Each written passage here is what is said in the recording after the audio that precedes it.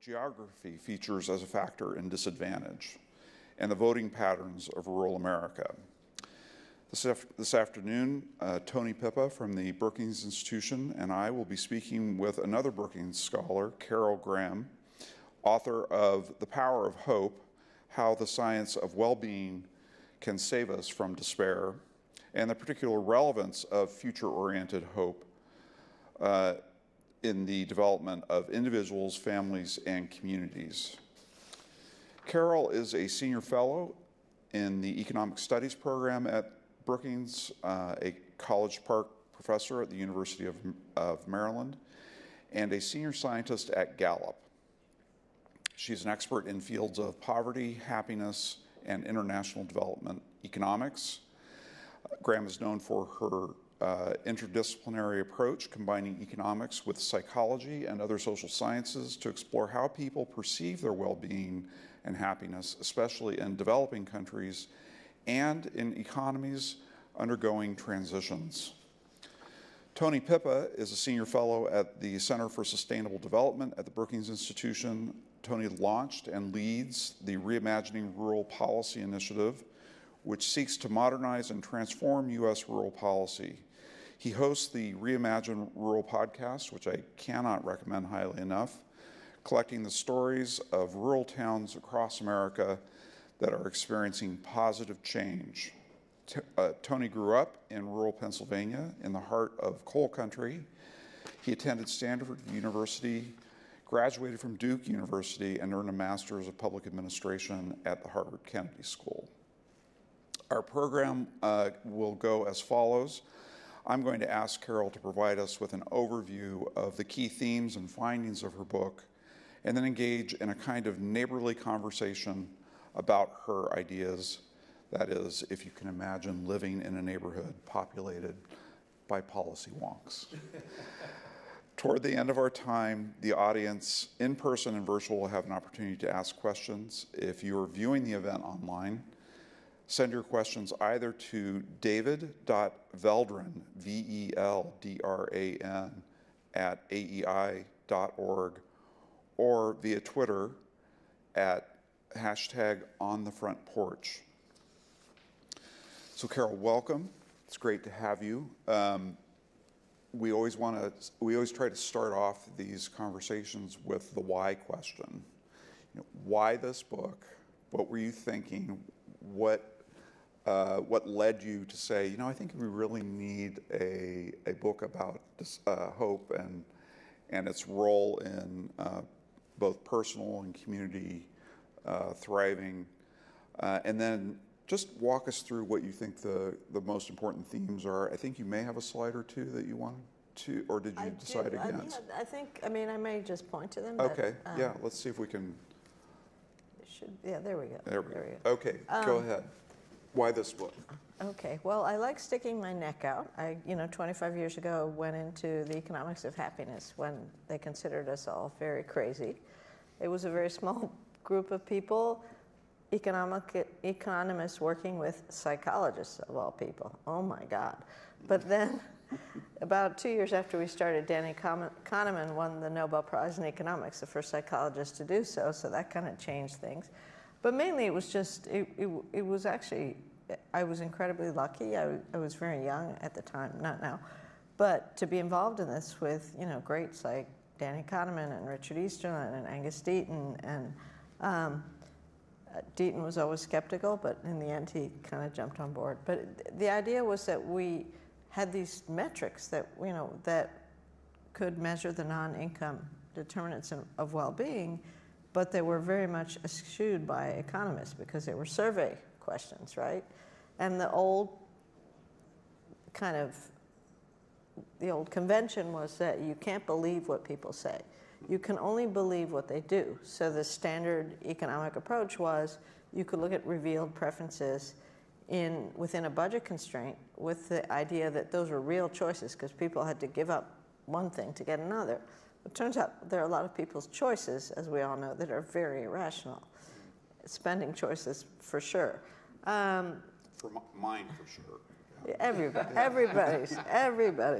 So, anyway, we slowly gained traction, and more younger people started working in the area, thinking this was kind of cool and different. We still were very much on the margins of economics. People thought we were nuts. But over time, it got some traction. We had a great group: George Acklerolf, Danny, Richard Easterlin, Andrew Oswald in England. And then came the 2009 financial crisis, and all of the standard macroeconomic models, which were based on like rational choices and both rational options and everything else, just fell apart. And somehow it took off. And then by 2012, 2013, we had a National Academy of Sciences panel on well-being metrics and policy, which was very, very cool. I was part of that effort. And we worked with the UK government that was starting to put well-being and take well-being seriously into its stats, and the OECD, which issued guidelines on how to measure well-being. So in certain ways, it was an exciting time, except it was not exciting in the US. The US, the first meeting we had a front page article in the Wall Street Journal, before we even met, by the way, saying this is an Obama government-funded approach to have the government tell you how to be happy. Well, if you know the National Academy of Sciences, they're not funded by a particular government. Our panel was about using the metrics in measurement and policy, and we don't tell people how to be happy or even ask them if they're happy, right? But in any event, so it took off in lots of other countries. The UK now regularly tracks well-being, and many countries in the OECD do. They use it to make budgetary choices within policy priorities. They use well-being metrics as one assessment measure. So you have a policy that's supposed to increase the welfare of people. So one is their incomes, but the other is, their reported well-being. But we kind of, in the US, it just didn't go anywhere. So that said, why did I do this, and what are the main points? So besides liking to stick my neck out, sort of, I grew up in Peru, and I grew up between Peru and Baltimore because my dad was at Johns Hopkins. And, when I was young, coming to the US, I was always sad to leave Peru. We'd spent half the year in each place because it was, lots of community and family and just, kind of chaos, but good chaos, not always. And I'd get to the US and everything seemed so stable, like it was quiet. Nobody was honking every street, light at the intersections. We had a stable economy, we had a stable democracy. We were sort of a model, right? And then over time, by 2010, 2015, I started thinking, what is going on? What's going on in the US? And I also thought a lot about why it's so difficult to be poor in the US, as opposed to in many other places where poor people are much more materially deprived, but they're much more hopeful, particularly in Latin America. I mean, I worked in the former Soviet economies for a while on safety nets, and that was very depressing. But I realized it had a lot to do with what our kind of narrative, right? The American dream. Horatio Alger, you work hard, you get ahead. If you fall behind, you're a loser. And so low-income whites initially benefited from this. They had privileged access to the blue-collar jobs. Minorities never did, so they never fully bought it, right? And they always had to communities, which obviously we're going to talk about more as we go.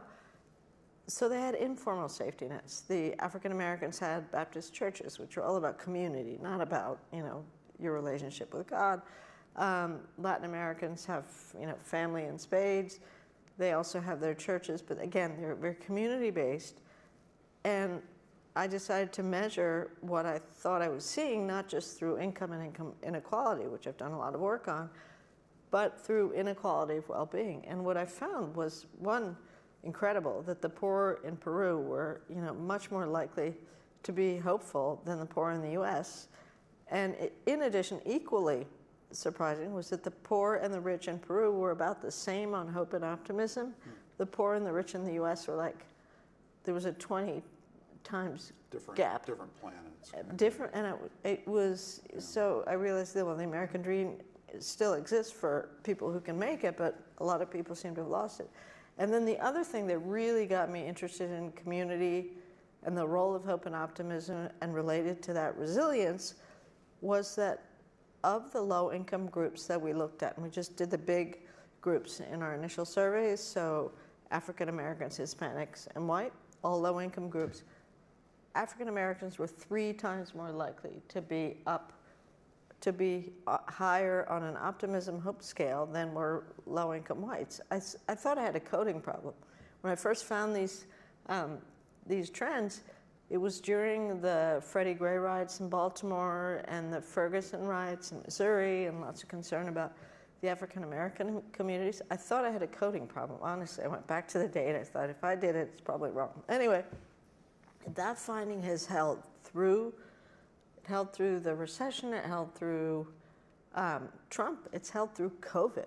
I mean, it's incredibly consistent. And Hispanics are also more optimistic than low-income whites, but these are all low-income groups. Yeah, right? of the low-income groups. But I mean, still, African Americans on average and Hispanics on average have more hope than whites on average. But if you look at the rich groups, then whites may be higher on some measures. But anyway, so but it's because of that that I started to delve into what's going on with low-income whites. And at this point, Ann and Angus had not written their initial Deaths of Despair article. And when it came out, I was like, I get it. My metrics and their metrics are saying the same things, even though the metrics are different. And so I started tracking Deaths of Despair. And that's actually why this slide is of interest, which is, it's very geographically based. I don't know how to click. I don't think I need to click, but just to explain it, it's called the Geography of Desperation. And if you look at the places that are white, this is only optimism for whites, 2010 to 2015. And these are the places, Appalachia, some places in the Midwest, some places in the South, where good blue-collar jobs have disappeared. So where firms shut down, the communities shut down, and they become places of despair. And so since then, I've been trying to understand this whole dynamic, and I wrote a book on the negative stuff in 2017 called Happiness for All, Unequal Hopes and Dreams in Pursuit of the American Dream. Very econometric-y, very noinky, nerdy book. And then with Hope, I just stuck my neck out, in part because I felt like it was just a moment we need to, we've identified what's wrong, we need to think about the positive. And I've been working with very different groups. Some people that I've worked with, Tony knows, like Ken Thompson at University of Pittsburgh, part of the Pittsburgh Glasgow project. Some people in the UK who have made great advances in this stuff. Other places, it's all very local, very bottom up. Trying to understand kind of how we can revive these declining communities. And the real challenge is not in disadvantaged minority communities, although they have their own challenges and they deserve all the attention that they get, but it's in trying to revive places, and I know Tony has ideas about this too, that have just lost their sense of, not just their individual sense of purpose, meaning, life narrative, but also they've lost their pride, not just in themselves, but in their communities. And it leads to contagiously bad outcomes. So you already have high mortality rates, high suicide rates, high overdose rates, but it's contagious in communities. Like Ken talks a lot about in the Pittsburgh area, going around and just finding entire communities in despair. So it becomes almost a self-fulfilling prophecy. And we can talk more about potential solutions. I know Tony's been doing a lot on this. But it's pretty compelling to say we really need to understand this. And just the last thing, well, 2 things. I might see if I can manage to click and advance the slides. I'm not good at it. Okay. The other thing we found, which kind of fits the picture, is that people in despair and communities in despair are much more vulnerable to misinformation. So that's not spoken about very often or even thought about very often. what we have an interactive, both of the slides I show you are actually interactives, which I can share the link. But we have the classic, things you would think matter: unemployment, low income, poverty, lack of college enrollment, or even post high school education opportunities, COVID vaccination rates as a sign of health skepticism, misinformation, what Carolyn Hawksby has called advanced cognitive skill deserts, which are places where over half the high school graduates do not have even average levels of numeracy and literacy, and then the decline in local newspapers. And the more I've learned, my son is a journalist at the Baltimore Sun. I mean, that happened after I started this work. But what I realized, although the Baltimore Sun is now under attack, which really stinks for him, but also for Baltimore, is that local newspapers don't just write about the national news. They have like a section on the national news, which is usually, not great in terms of positive stuff. But it's also a disconnect for many people. But they write about the school basketball team. They write about local government. They keep local government accountable. They write about the community. And that, particularly in remote, deprived communities, rural communities, that's like something that brings people together. Otherwise, they don't really know what's going on in their community. So I'm curious about this. We struggle a little bit with what we mean by rural, I think. This continues to be like, how do we define this, and what are we really talking about here? How are you thinking about what constitutes a rural community? I don't think that much about the difference. I think more about between rural and urban. At some level, it's kind of cities versus, there's micro-rural, there's macro-rural. There are kind of these differences. And my colleague Shannon Monat at Syracuse University is a real expert on rural health, and she really makes distinctions between all the different definitions. But I think about population density. I think about access to all these structural factors that feed into this despair. And just the last thing on the vulnerability to misinformation, if you think about it, it's intuitive. So people in despair are more vulnerable to believing misinformation because they don't have an anchor in their lives. They've lost their life narrative. They don't care if they live or die. So conspiracy theory, radicalization is the next thing to believe, right? It's pretty easy to radicalize them.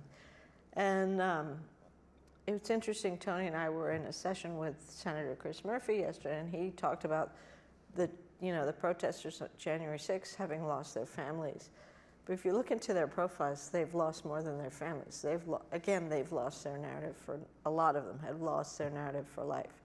So even though the misinformation thing is not central to all of this, it certainly is linked to our politics and what's going on. Anyway, I'll stop. I've gone on too long.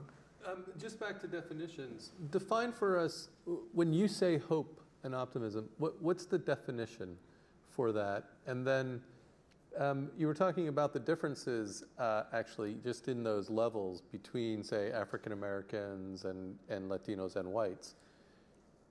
Tell us a little bit about what do you see in the data that seems to indicate why those are more resilient communities in some way? Well, first of all, the definitions. In my book, I talk a lot in the first chapter about the tragic optimist versus the hopeful pessimist. And so optimism it's a good thing. It's a survival strategy. It's often the only way poor and very poor places survive. But there's it can be an optimism, God will take care of it, things will get better, even though they are powerless to do anything about it. Versus hope is very much linked to agency. So a psychiatrist called Daniel Schneider, there's not much written in psychiatry about hope, except to say that hope is the first step towards recovery from mental illness. But there's nothing about how, even more, but he described hope as having a pathway, having like ambitions or aspirations, pathway, and agency. Mm-hmm. And so the trick with all of this is what about people that don't have pathways? Can they be hopeful? Can we? I think all we can do there is help them have pathways, which I've thought a lot about with the next generation, the role of mentorship. So what really is important about hope, very different from optimism, is the agency component. Amanda Gorman has a great quote in her inaugural address to Biden's first inauguration, which is, hope is not a promise we give, it's a promise we live. You see, that there's kind of this sense that hope is that you're doing something to make your life better. You have to believe it will be better, but you also are doing something about it. This is such a factor for many different kinds of populations that are disadvantaged. And I saw this a lot in the research that we did a couple of years ago related to people in prison. Very few people in prison participate in prison programs, like educational programs or training programs. It's a very small percentage of people when it's optional. They're not opting into that. And the one thing that seems to be associated with not returning to prison is whether you opted into the programs that were available inside the prison. So that suggests that this agency question, there's enough belief in a better future state that people are willing to step forward into that thing that approximates the state that they would like to achieve. And you can imagine people in prison have a really hard time doing that. Yeah. So one of the things I've found, and I've done a little bit of thinking about people in prison, not least because my son has interviewed people like Sayed, who was in the Baltimore prison system for like 35 years and they got released, and he's working at Georgetown teaching, thinking about criminal justice issues. During his time in prison, he was very active in these programs, right? He didn't give up hope, right?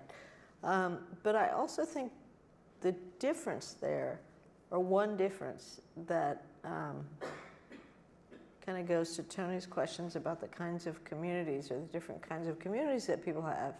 And I found it in my work also, which is almost like prison, on prime-age males out of the labor force. Many of them are in really bad shape. They believe conspiracy theories in spades, particularly the white ones. They're playing video games all day in the basement. Prime-age women out of the labor force don't live glamorous lives, but they tend to be caretakers. They have a reason to get up out of bed every morning. But the difference between white prime-age males out of the labor force and Black and Hispanic ones, one, it showed up very much in their metrics, like in their optimism, their hope for the future, everything else, was that the minority ones, not all of them, this is on average, but wanted to give back to their community, even if they weren't working, right? They wanted to, I don't know if it's be useful or just give back to their communities. And I think that also fits with the prison examples that you cite, that people know that when they get out of prison, they're probably not going to be millionaires, but they can have purposeful lives. They can. We talked about it in terms of developing a pro-social identity, that there was something positive was possible, that it was not, people were willing to relinquish the criminal identity and replace it with a pro-social identity. I think there's been a lot of interesting work around that. And did you find just differences in people who would do that and who wouldn't? So all we know for sure is that irrespective of race, class, whatever, it's the people who did take advantage of the programs who you didn't have to worry about so much when they were released, because they had already made, what it says to me, they've already made a decision not to come back. There's already that decision, that threshold has already been crossed, and it's very difficult to transfer that hope to people. That hope, that agency-related hope that you're talking about, it's either there or not there. So we got to figure out kind of what the mechanism is for for doing that. Let me shift the conversation just a little bit. The book is extremely good, very well organized. You know, even I could understand it, and you've broken it into, you know, very clear sections and parts. I want to hit this first part of where does our capacity for hope come from? Because you look not just at environmental factors, but you also look at what's inherited and operates at the level of biology and brain science. And so talk a little bit about that. How much of hope is related to circumstances? How much of it is environment? How much is it inherited? So it's a little bit like the debate between IQ and whether genes or the environment determine it. And for a long time, I'm sure you remember, there were sort of these vociferous debates between each side. And then what we realized over time is actually they interact with each other. So you can be born with high biological levels, you know, of IQ that are the traits that would lead to high IQ. But if you live long enough in an environment that you never can develop, that's, you know, you won't develop the same way. And so if you look at well-being measures, and so this gets a little econometric, but we can explain about 30 to 40% of the variance in people's well-being, which is life satisfaction, hope or optimism, stress or worry. Some of it is innate, right? About 30-40% we can explain through environmental factors, what people live with and how they live. But the rest is unexplained, and most of that is indeed biological, genetic. You know, we don't fully know. Genes do play a strong role. That's a lot. It's a lot. Yeah. So, but unlike IQ, which after about 30, I hate to break it to you all like us that are old, your IQ is very unlikely to improve. But, no, I know. But your wisdom, your socio-emotional skills can improve well into older age. In fact, they get better because as you get older, you get wiser and you stop fighting stupid battles, right? Just, you know, simply put. But so if you think about hope as a trait, some of it's heritable, some of it's determined by the environment, but a lot can be, you know,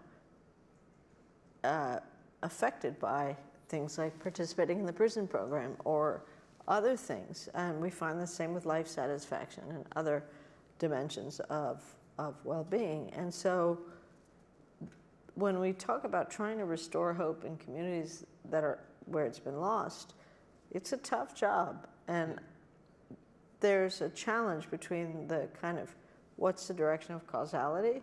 So without hope, people won't respond to incentives to make their lives better. But if the structural constraints to doing so are so big they can't, people can only be hopeful for so long, right, if it keeps not working. And we don't really know kind of which one do we do first. I've had some pretty intense debates with Ann and Angus, who are convinced that it's about structural constraints. And I agree, I mean, not angry debates, but, you know, just debates.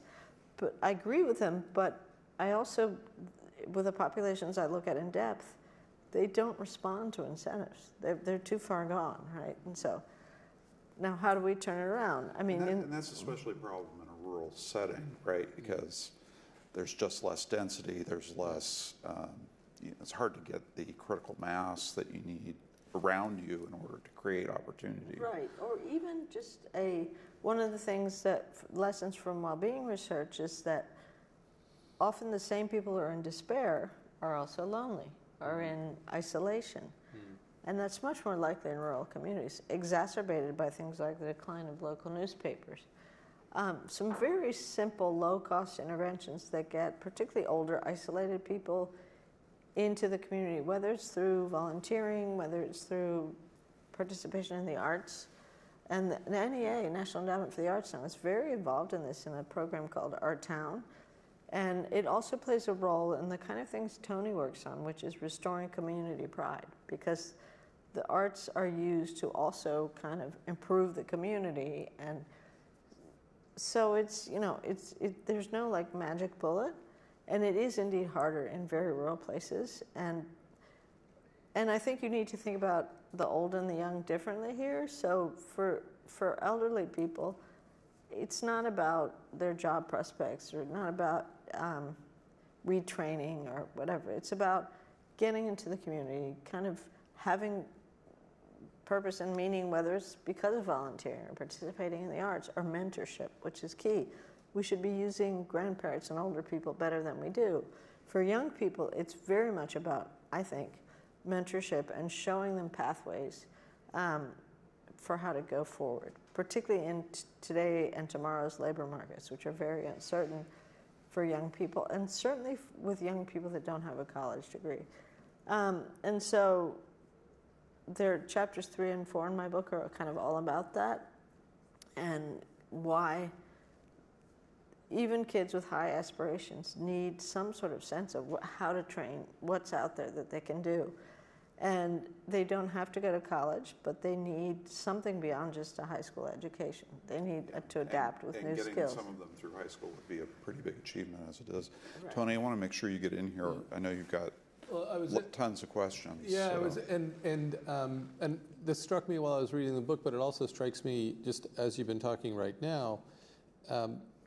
It's very interesting that some of the communities that I'm experiencing where there is positive change happening, like Brent, when you talked about the podcast, that the idea of participation is like a high idea, like offering opportunities for participation in some way, as well as, a focus not necessarily on grand economic strategy, but on quality of life.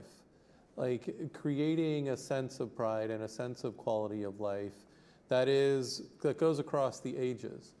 And that's a kind of, it sounds to me that this makes sense given what you're finding, that providing opportunities and somehow that community starting to find its way for people to take advantage of those opportunities to participate and feel as if they're connected to the community fits with the research that you've been doing. What worries me greatly is what you also talked about very early on, which is this sense of contagion. Mm-hmm. So that there can be a very self-reinforcing, non-virtuous cycle here. And it can really, breaking out of that just seems like a very difficult thing to do. And that was where I was asking about, are there community institutions, or is it faith in some ways? What is it in some of the other groups that have been more resilient that we can learn from to say, these are the things that we need to make sure we have in place that can guard against that contagion taking us, so far down into the rabbit hole of despair. Right. Well, for starters, it's a sense of community. It's a sense of belonging to a community, right? And so, and that entails a little bit less emphasis on monetary success. In the same way that prime-age minorities, males out of the labor force, still want to give back to the community. And prime-age whites have lost their identity. And they're just not thinking that way. Nor was anything in their narrative as they grew up about that. It was about, you work hard, get ahead. And so, in the same way that communities have helped provide resilience and support at difficult times, which minorities have had their fair share of, they also provide like a way forward, right? In the sense that, so you get out of prison, you're probably not going to have a great job, but you can give back to your community, and that's a purpose, right? And it's not measured in financial success or job success. I think the dynamic is different for younger people because, in a way, they have to be somewhat successful in the labor market to make it. Right? That's just kind of the reality. But even then, I think it's this sense of community. And I don't think there are that many formal institutions that support it. There's more of a cultural dynamic. Churches, maybe, the Baptist churches are very much about community, so are Hispanic churches. Hispanics just have a tradition of like family ties and social ties, music ties, food ties, whatever. It's all, it's sort of, and in that is a deep kind of enjoyment and wanting to foster quality of life, quality of relationships. That's just, been there forever. And when I, even growing up, I noticed that when I was in Latin America, it was much more about family and community and playing guitar after dinner and whatever. And in the U.S., it just didn't. It was very different. It was much more structured around school, around work. And I think there's the same that holds for African Americans. Some of it is indeed churches maybe embody that. But something, why, like with the same map that I had, let me show you again the geography of desperation map. If this map, which I don't have, was where African Americans and Hispanics are most optimistic, it would be almost the opposite colors in some places, particularly in the South and the Southwest for Hispanics. And you're like, how can African Americans in the South be more optimistic and hopeful than African Americans elsewhere? You'd think that doesn't make sense. But if you think about what they have there, is they have a long-held culture. They have strong communities. They have their music. They have food. There's a sense of, and if anything, if you look at I've done just a little bit of poking around with some people at RAND. It's called an index of, I'm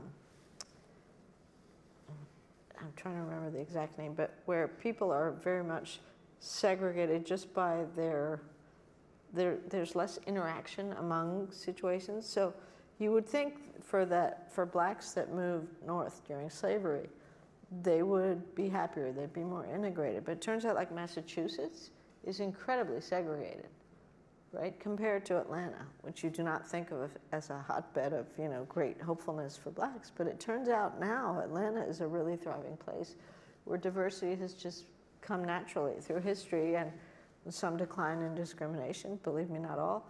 There's much more of a sense of it, and meanwhile you have, even though they were free in the North, there was still this very separate kinds of lives that blacks and whites and their cultures had, right? And so they have, even today, they've not yet integrated, and there's still residential segregation in a way that there isn't still in Atlanta. I mean, I'm sure there are places, but there's more mixing.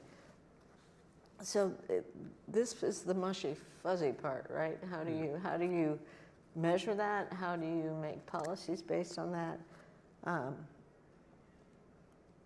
There are things we can think about and do, but it's not. I don't think like a government institution is going to help. I mean, I do think it has to be bottom up. Certainly, government support for efforts can help, but they have to be kind of homegrown. They have to fit in the culture, and that, again, that just makes it more complicated. But as we know, it's all the more essential. Is narrative a part of this? And like how people describe their communities, describe themselves? Is that something that you're able to that we're able to measure in some way? I don't know if we can measure it. We can observe it, and so the narrative of belonging to something, I think, matters a lot. So, because for so long, blacks and Hispanics did not really belong in the narrative of the American dream, right? Mm-hmm. They were discriminated against. Their narrative was their community, their culture, that what I call communities of empathy that supported those who fall behind. And it didn't stigmatize people who fell behind because everybody had somebody in their family that fell behind. Sometimes their fault, sometimes it's not, versus the narrative that in particular blue-collar whites have had is really been based around the stable family, the manufacturing job, the Rotary Club or the union, all those things went with the jobs. And there is no other narrative to replace it. One of the points that you draw out in the book is that for whites, the rural or low-income whites, the narrative is very much about the individual, Yes. right? Yeah, that if you try hard enough, if you work hard enough, you will So succeed. if you fail, it's your fault. It's your fault. And Yeah. I think that's one of the key things that really is at the root of white despair, anyway.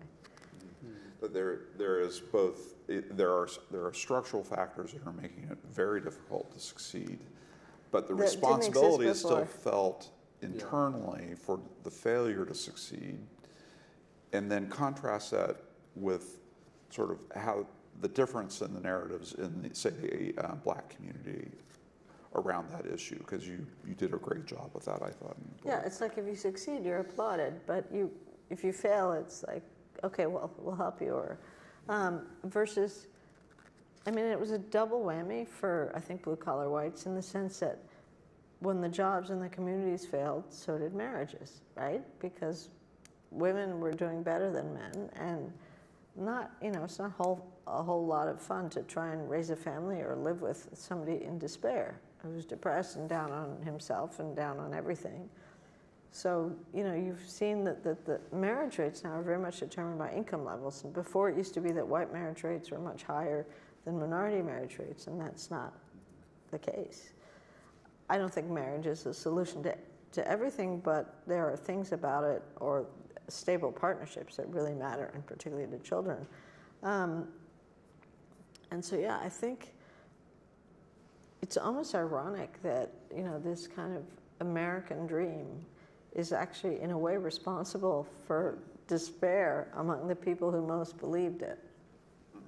Well, especially when it comes up against some systemic, to Brent's point, some systemic dynamics which are beyond control, especially in a place like Appalachia where you have got an extractive economy or almost an exploitative. Even all the manufacturing jobs have just gone. I mean, the outsourcing, the auto industry, right, all sorts of stuff. Yeah. Which is an AI, which we don't fully know what's next, but it may benefit people who have the skill, skilled enough jobs that they will make their lives better, but it's just going to make the job opportunities for low-skilled people even worse. I mean, I think we really have to deal with that. I actually take a contrary position on this, I'd because love some to of the data is really quite remarkable on AI around, it's almost like an assistive technology for lower skilled people. It allows them access to knowledge and skills that they would not otherwise have, because it's, in the past, it's all been sit in a classroom and learn this, and now, basically all of the knowledge of human society is at your fingertips in a way that you can understand it. So I'm a little more optimistic on this, just in terms of the way that AI could be, kind of crutches for the brain, or wheelchair for the brain, kind of like you get an opportunity to learn that you didn't have before. I think in the developing world, we're really going to get an experiment in this in real time, because education is going to be democratized and skills are going to be democratized in a way that they haven't before. Anyway, it's a minor point. I don't disagree with you. I think it's going to depend on the circumstances and also age. So for younger people, I think you're probably right. But older people, it's a little bit more of a trick. And older, isolated people in deprived places are, that I don't think they'll. I'd like to go back to this identity question for just a second, because one of the notes that while you were talking I made is, that identity abhors a vacuum. If identity collapses, if traditional identity collapses, people will still look for identity somewhere. They're going to go find it. So I'd like you to just think about that and respond to it relative to the radicalization question. Okay, then I'm going to my misinformation slide, because there you go. It's sort of, if you this isn't interactive, and you can look at different counties and different states and everything else. But if you have a lot of these structural constraints, they're on this list, and there are plenty more. We had to have a kind of a reasonable amount to create a functioning interactive. But let's start with, say, local newspapers. They are kind of the symbol of a community's identity. And we have interviews with people when local newspapers have closed in their communities about the loss they feel. And it's a sense of identity that's gone. Well, our local news doesn't matter anymore, right? Or it's not even accessible to us. no, nobody's collecting it. It's not worth anybody's time. Yeah. So I think that, and so misinformation, we know, is the first step towards radicalization, conspiracy theories, whatever. So people who are in despair and who've lost their anchor in life, that relates in part to having lost a life narrative or their life narrative. If that is an identity, I don't know what it is, and they don't have a community to fall back on, they're very vulnerable to something that will replace it. And neurologists have worked a lot on sort of the brain side of it, how people in despair are, cognitively more vulnerable to new things that will replace it, and kind of are able to blank out the past. This is kind of a... And even if it isn't a conspiracy theory, right, it's that the absence of kind of local identity then gets supplanted by national controversy, right? If you don't have a local concerns that you're actively thinking about, working on, addressing, you're part of a solution. All that's really left is, what you can pick up out of a national media source that tells you what's important. Well, what's important is, these very abstract issues that have nothing really to do with what's going on in your local community. And unfortunately, many of the polarized media that's completely uncensored, essentially, they don't fact check, they are playing that up. They're very good at that, right? When you hear that people think Trump is Jesus Christ, you're just like, how can that be? The guy's a nut. Well, why would you? You don't get it. But if you think about people who are in the kind of vacuum we're talking about and don't have any alternative information that's affirming their community identity, that, or opportunities that give them a chance to participate, or they're not taking them up because they're that much in despair,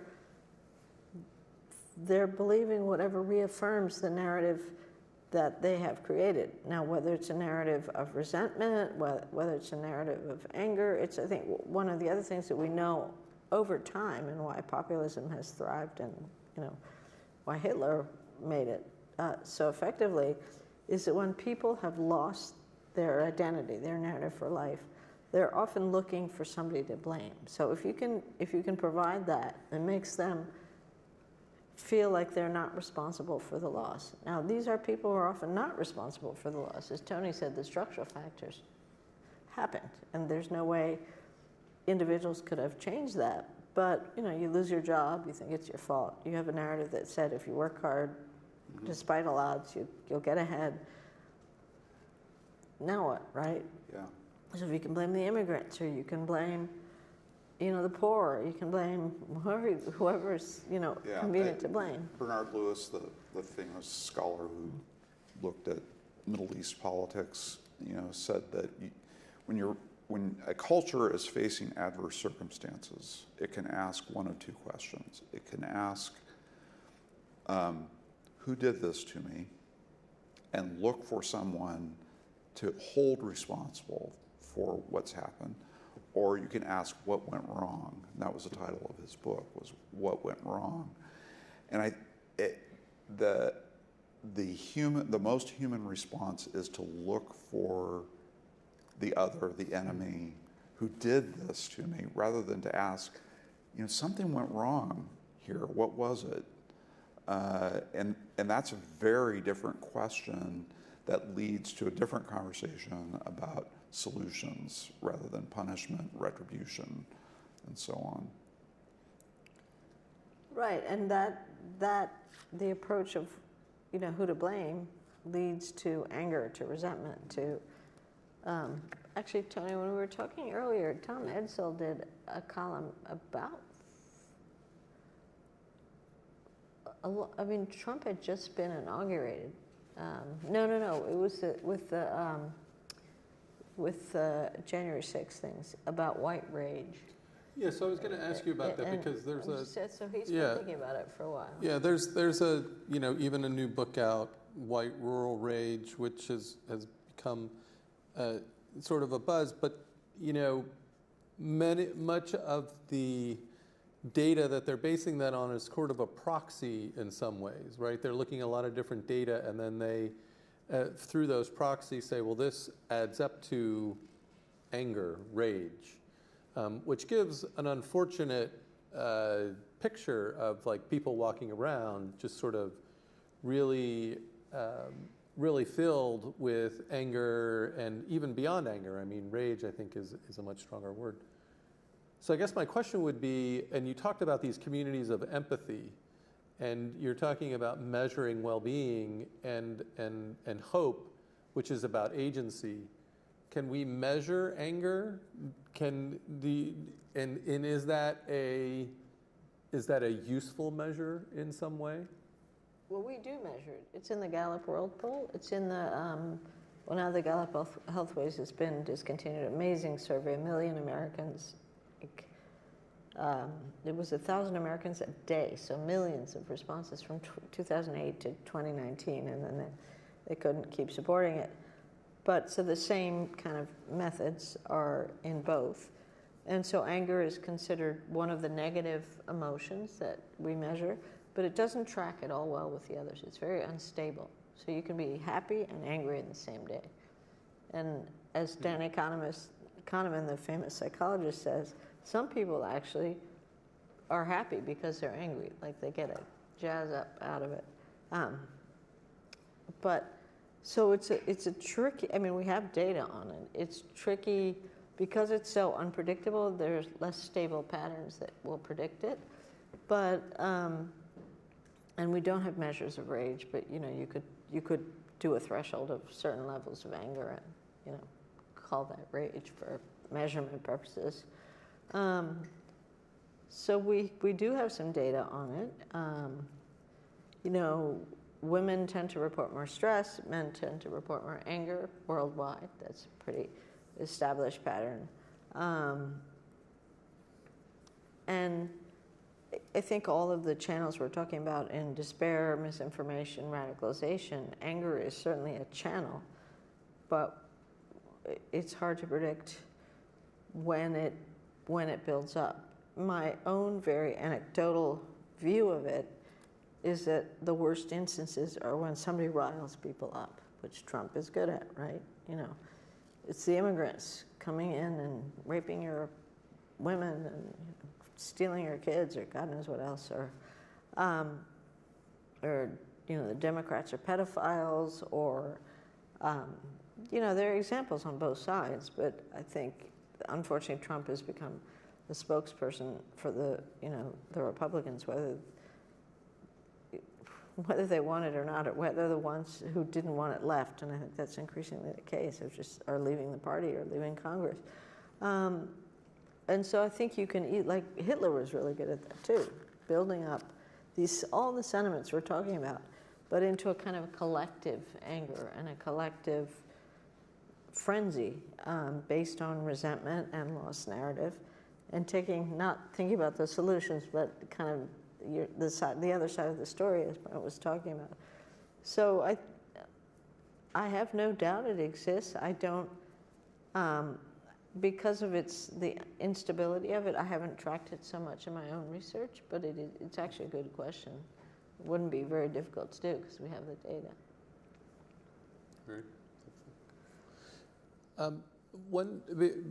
And we should see if folks here have questions as well, but one final thing I wanted is, you talked about in the book the importance of the private sector because of the connection between despair in the labor market. Just say a little bit about, from your perspective, because we've been talking about the difficulty even of policy responses to this. From your perspective, where does the private sector come into play in all this, and how can it be a force for positive change? Well, there's sort of there are two ways. One is just the structural way, right? The private sector tends to create jobs, it invests in places, it can invest in these deprived communities, which you're more familiar with than I am.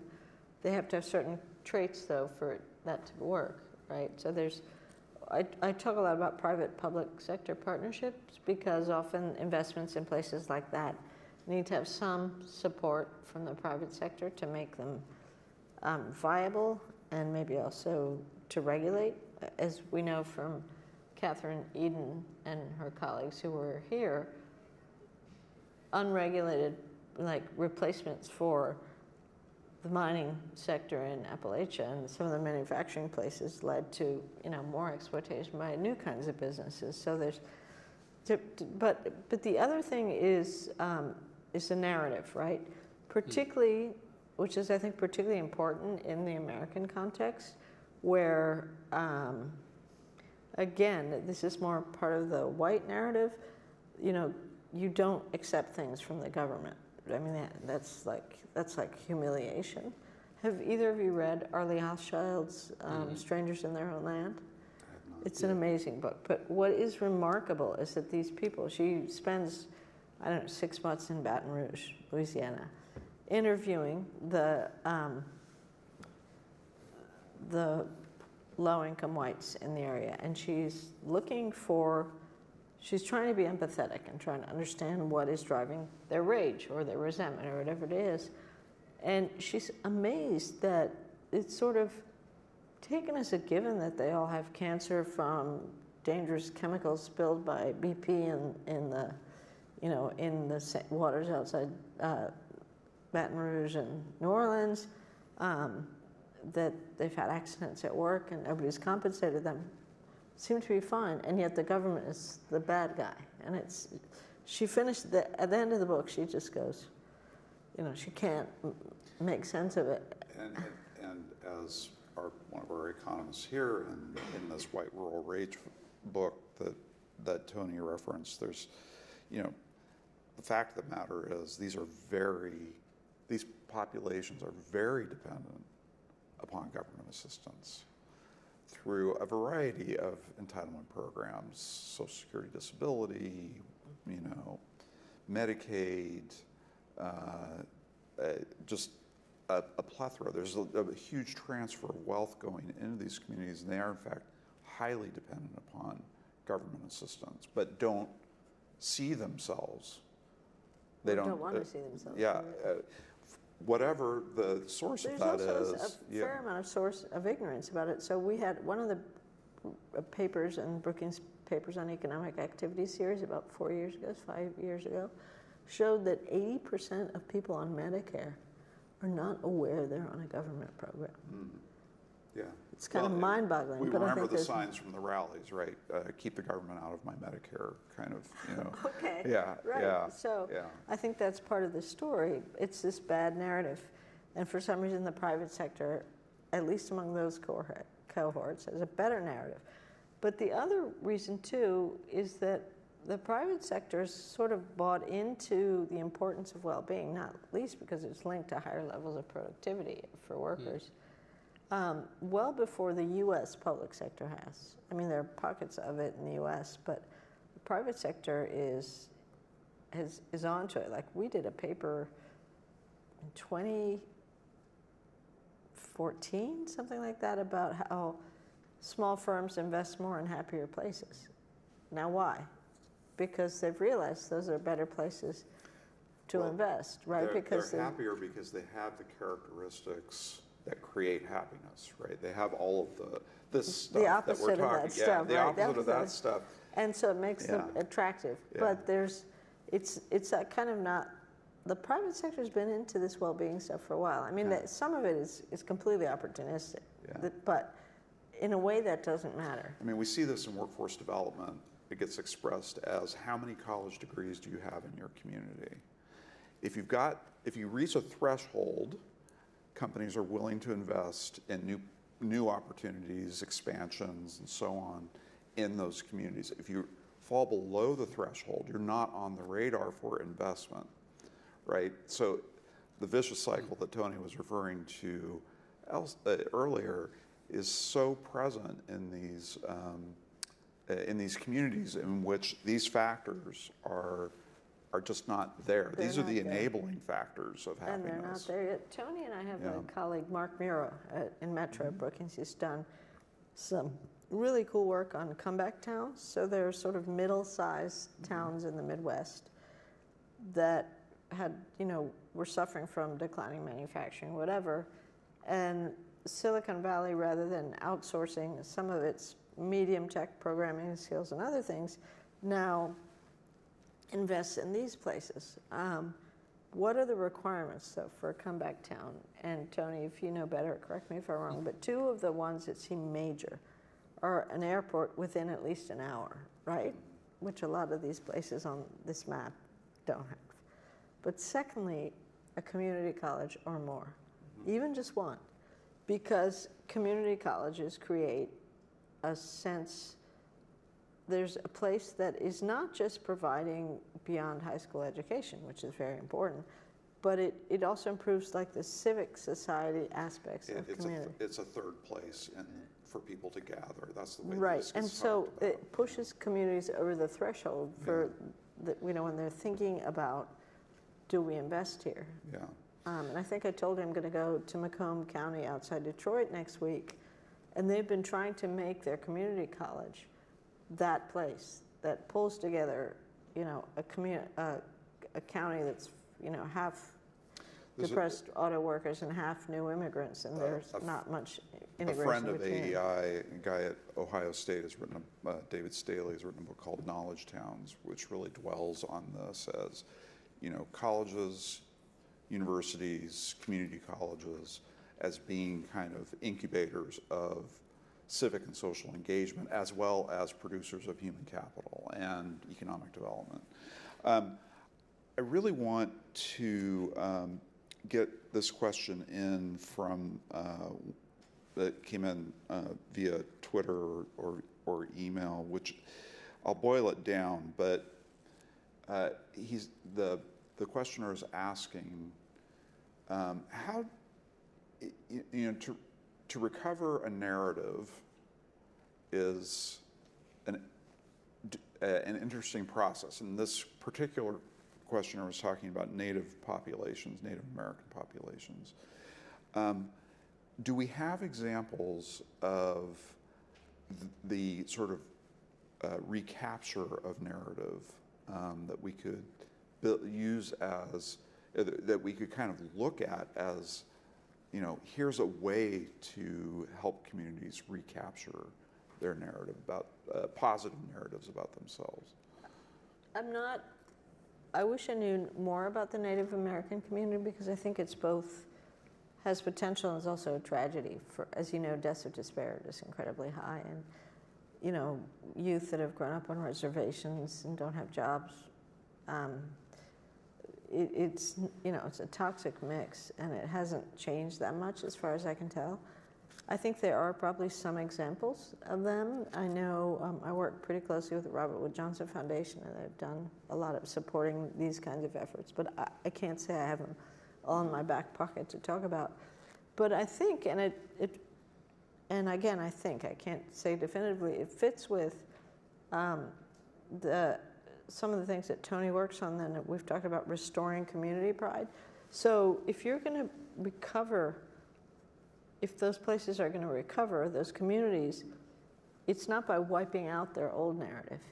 It's not by, it's not by erasing what was there before and replacing it with just jobs. It's kind of somehow trying to preserve what's important about their community. The sort of pride of place, that things like putting tourism, successful tourism efforts in some parts of Appalachia or Pennsylvania, where Tony's also worked, seem to play that role.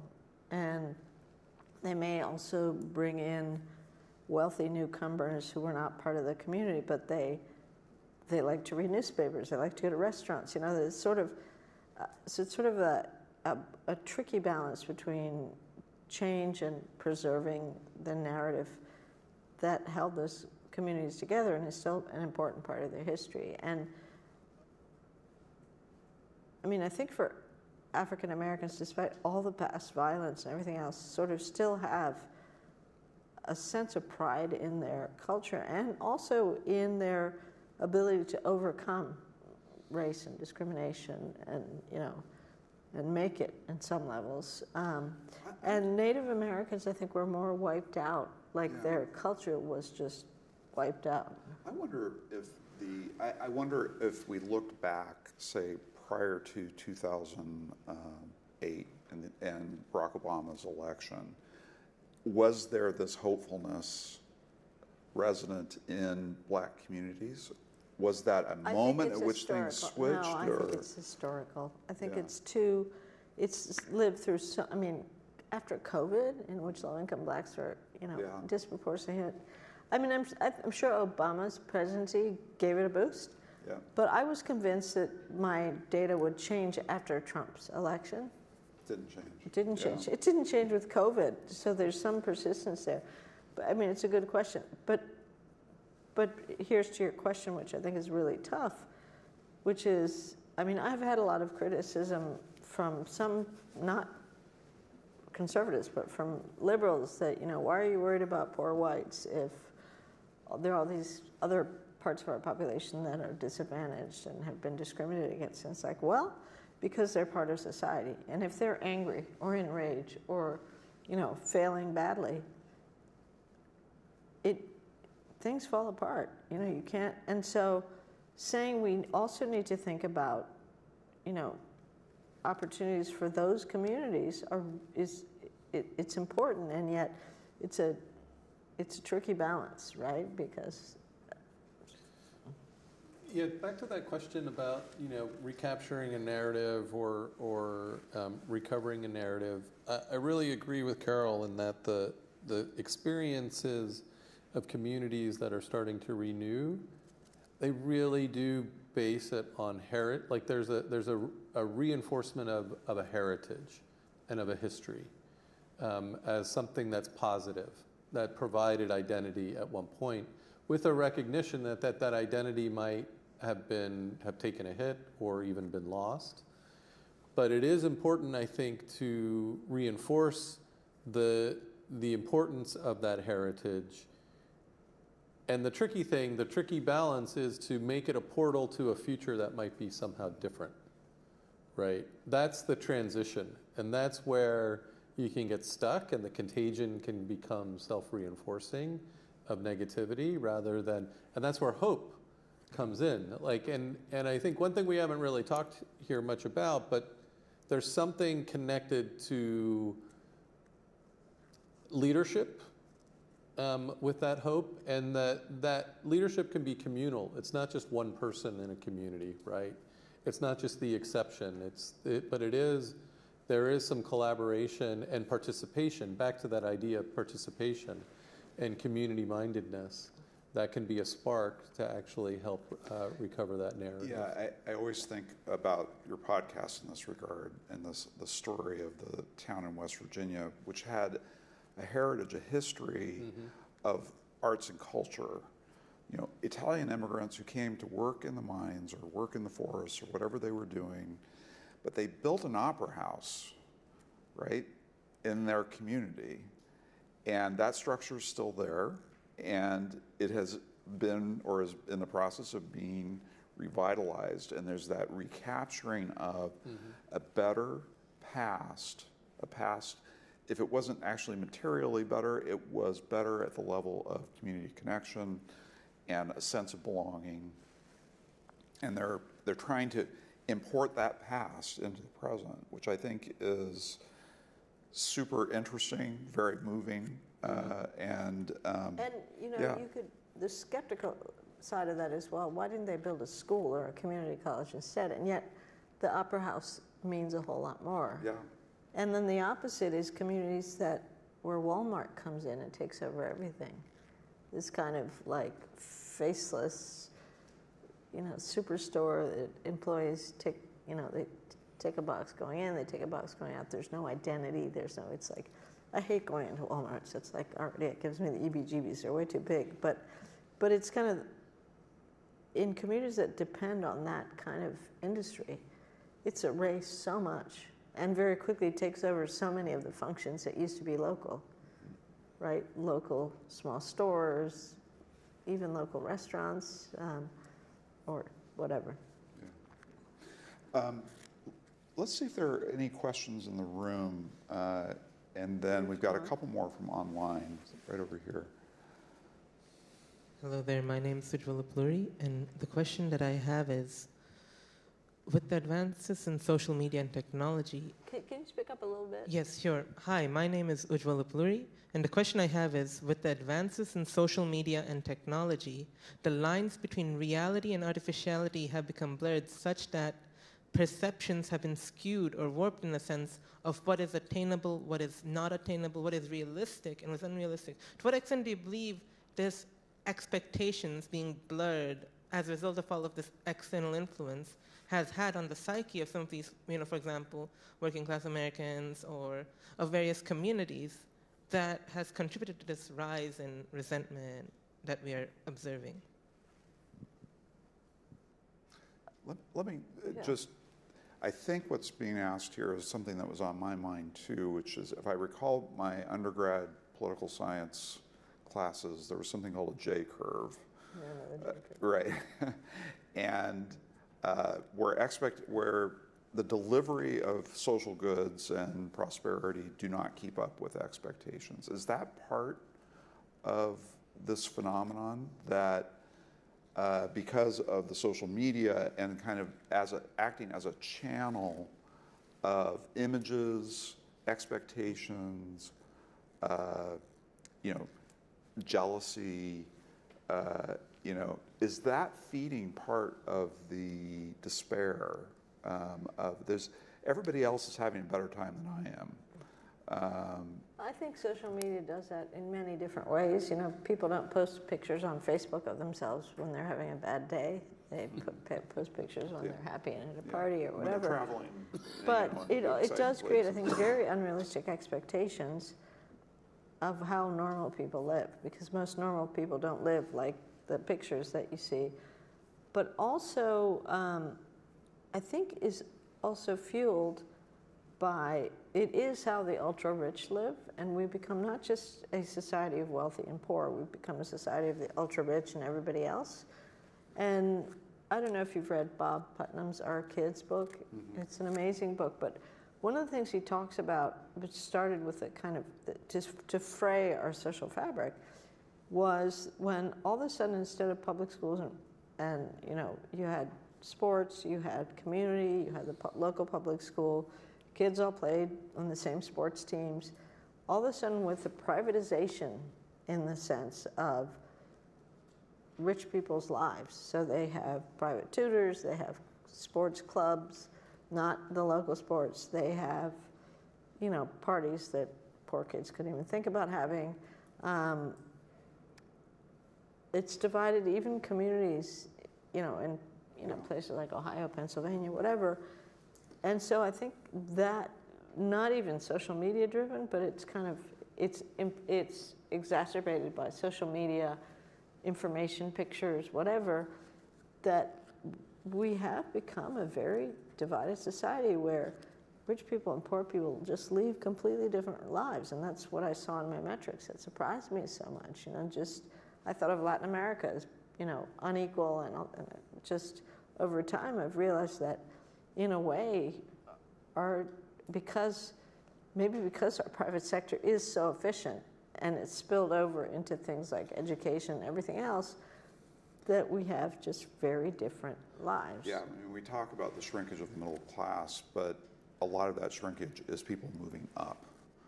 Way up. Way up. And that, we've got more, we're so much wealthier as a society, and more people have more wealth.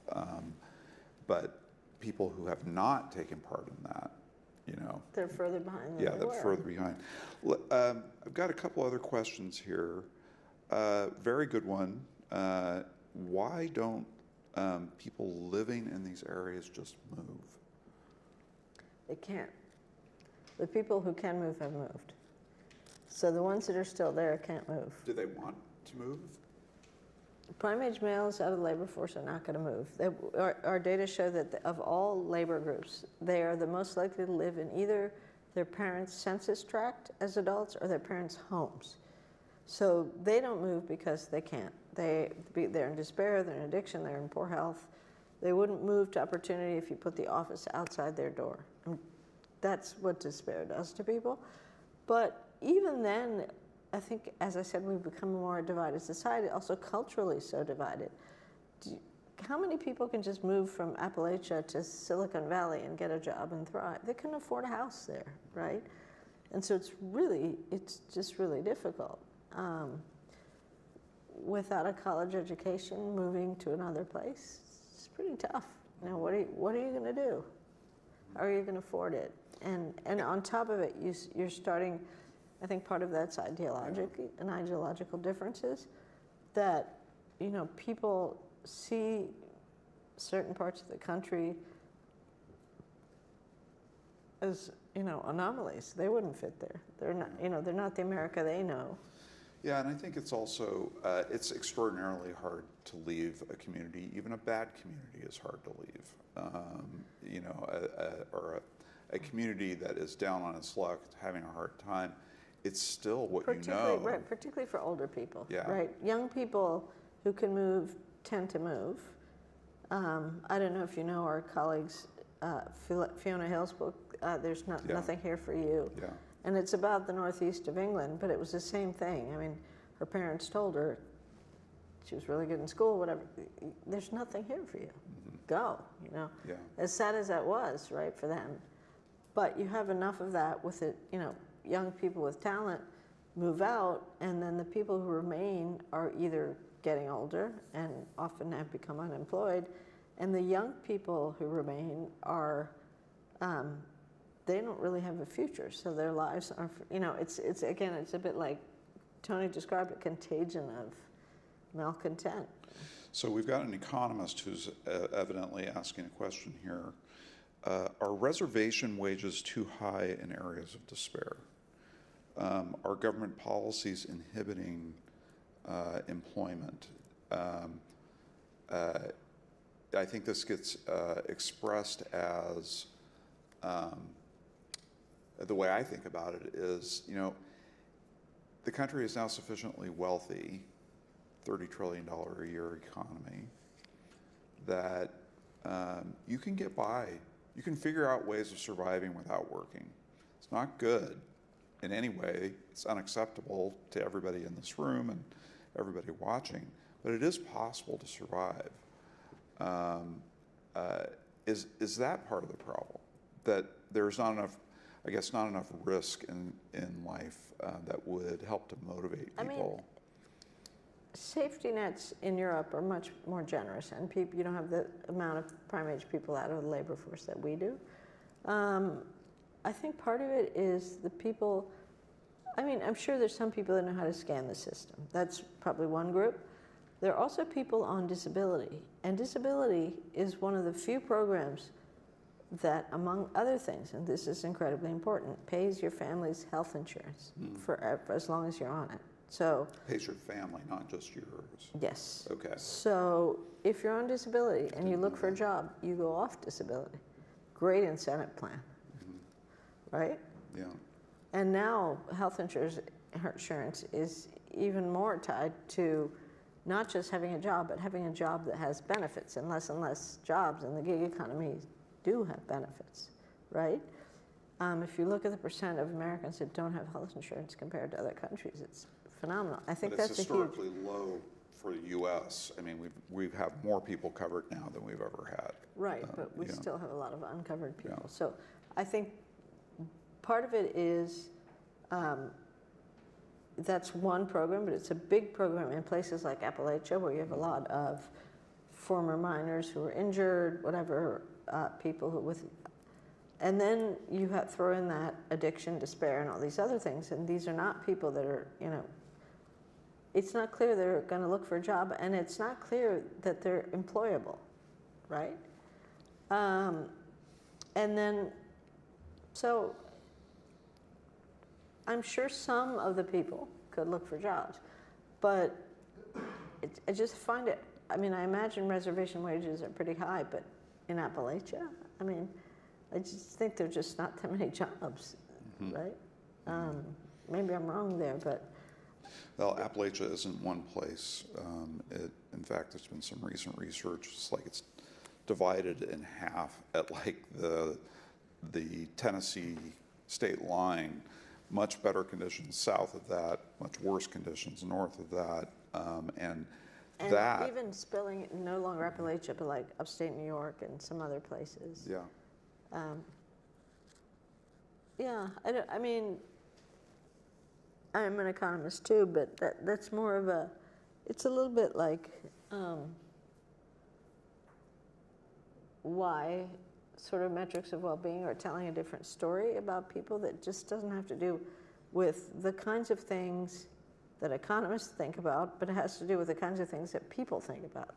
Like people are always like, economists well, why? are people. Well, I know I'm an economist, but it's so. For example, when people don't understand the disconnect between the economic statistics now and people's perceptions of the economy, it's because there's this overall sense of gloom and doom, and I just don't think the average Joe reading the newspaper cares at all what the, you know, whatever you want to call it, the, you know, debt to income ratio, or you know, any of the things, or even some of the employment figures or housing starts, or the kinds of things that we all talk about. In that Fiona Hill book that you mentioned, she describes a scene in which a member of Parliament, I think, or somebody in the government was in the north of England trying to describe why they shouldn't vote for Brexit and what it was going to do to the GDP.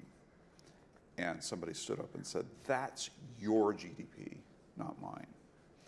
Right? So it doesn't make, and those numbers are completely irrelevant to the conditions that people in and these areas also are. one thing I've noticed studying poverty outside the U.S. as well as inside the U.S.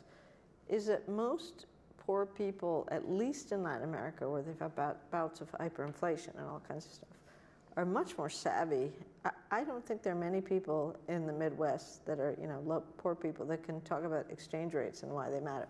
People in Peru, having lived through several bouts of hyperinflation, know when to turn their salary every day into dollars and, you know, sell back the next day for soles, because their life depends on it, right? So they're more savvy just about and more aware of standard economic indicators. And I just think we're kidding ourselves as economists if we think the average Joe in the U.S.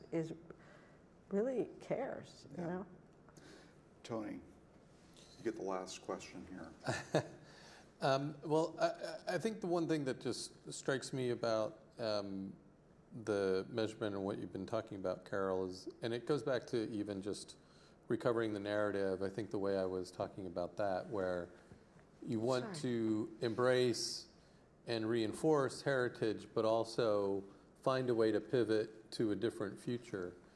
I do think what's been, you know, what's been positive to me is to talk about hope versus despair. Like, how do we change the narrative to hope versus, that's why I wrote the book. versus one of despair. Talking about despair. Exactly.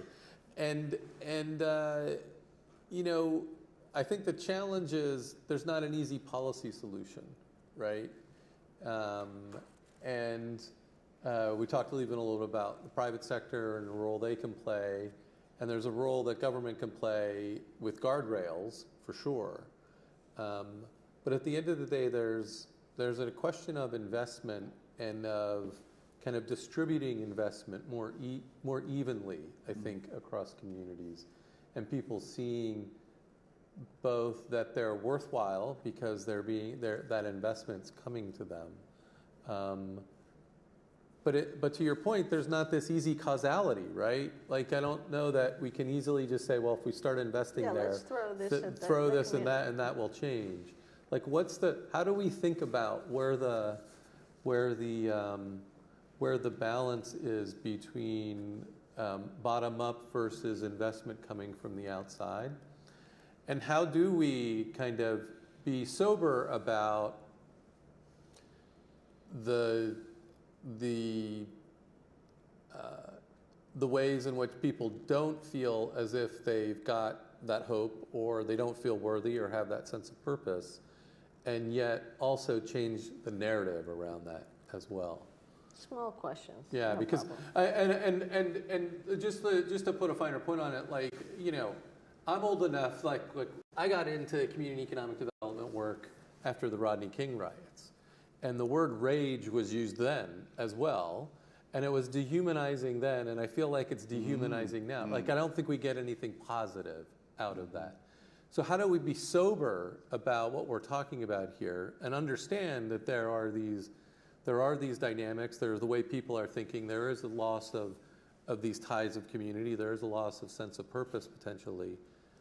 But if we wallow in that, I don't think it gets us anywhere. Like, we've got to find out a positive way forward. So I think it is this combination between, you know, federal level recognition of the problem and support, being able to provide some assistance for community support, but then also bottom up and listen to people. And I don't know if either of you all have read Belle Sahil's The Forgotten Americans, where she does a fair amount of focus groups. And what most, including immigrants, what most Americans who are, you know, falling behind want is a chance to work, right? So at least, you know, young, more able-bodied ones, I think this sort of community pride issue, participation in the arts, all sorts of things that pull the community together, you know, support for local newspapers matter across the board, but they aren't the only, I mean, they cannot be the only solution because, you know, these people need jobs. I mean, it's one thing to be out of the labor force at 55 and to be out of the labor force at 35, right? I mean, and so that's like a recipe for despair. So that's sort of where the structural and the kind of things like hope come into some sort of play together, and we don't really know which comes first. I'm not sure there's an answer to that. You sort of can't build community pride and hope, build up hope without changes that people can take advantage of.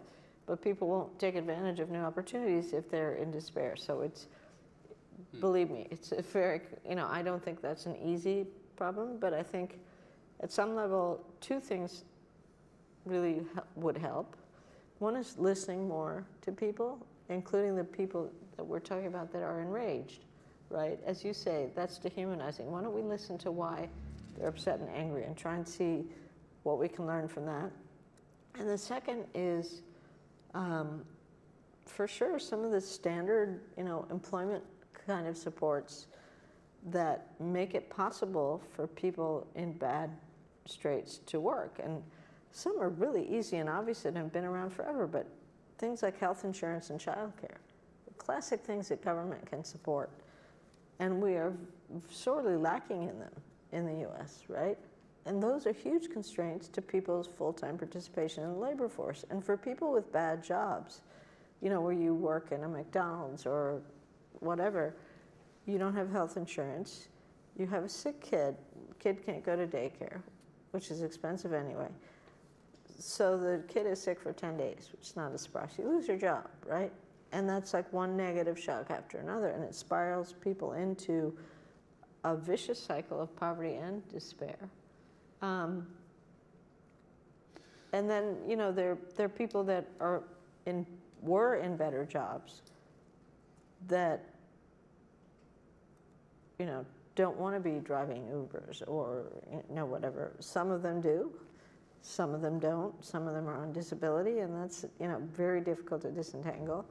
But I do think, you know, the government certainly has a clear role in that part of the equation, and can also support, bottom-up efforts by communities themselves to try and, reinvigorate community life participation, supporting community colleges, supporting local newspapers.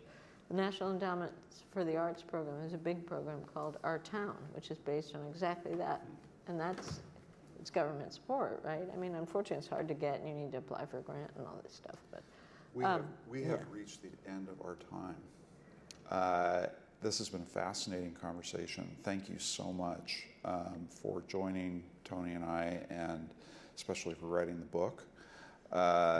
And I highly recommend it to everyone who's watching. You can find it on Amazon and all sorts of good book outlets. So we have another event coming up on the 4th of April. Yes, April 4th, with Elizabeth Curd-Halkett, who is a professor at the University of Southern California. Has written a wonderful book on the overlooked Americans. And I've heard of that. And it is an excellent book, and somewhat of a counterpoint to the despair narrative. One of the chapters in the book is we're doing better than you think we are, which I thought was a good something to bear in mind, that not everybody in rural America thinks that they've got a raw deal. Yeah. So Is that going to be here or Brookings? So we'll be at Brookings for the conversation with Elizabeth. We'll be hosting that at Brookings. And interesting tidbit: Elizabeth and I grew up in towns that are literally 10 minutes apart. Oh, really? good Pennsylvanians. I So will thank try- you. I will try Good and do rural that. Pennsylvania. Thank you again, Carol, and thank you to the audience, both live and watching online. And we look forward to being with you all again soon. Thank you.